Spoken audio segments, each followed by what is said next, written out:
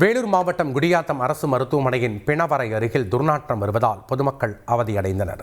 சுற்றுவட்டார கிராம பகுதியில் இருந்து குடியாத்தம் அரசு தலைமை மருத்துவமனைக்கு நாள்தோறும் 1000க்கும் மேற்பட்ட நோயாளிகள் வந்து சிகிச்சை பெற்று செல்கின்றனர்.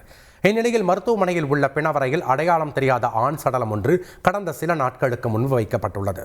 காவல்துறையினர் அதை அடையாளம் கண்டுபிடிக்க முடியாமல் இருப்பதால் பல நாட்களாகியும் சடலம் மருத்துவமனையில் அப்புறப்படுத்தப்படாமல் இருப்பதால் பிணவரையிலிருந்து துர்நாற்றம் வீசுகிறது. இதனால் மருத்துவமனை அருகே இருக்கும் குடியிருப்பு வாசிகள் மற்றும் வியாபாரிகள் பாதிக்கப்பட்டுள்ளனர்.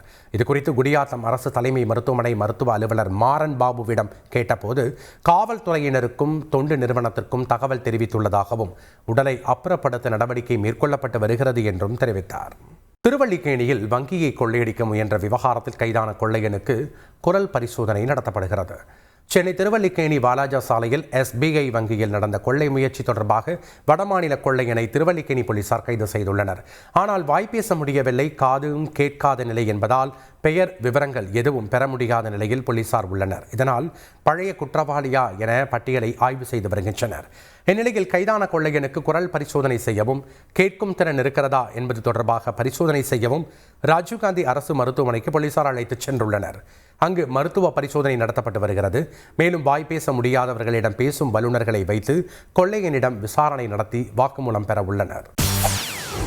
செய்திகளை உடனுக்குடன் தெரிந்து கொள்ள உடனே சப்ஸ்கிரைப் பண்ணுங்க.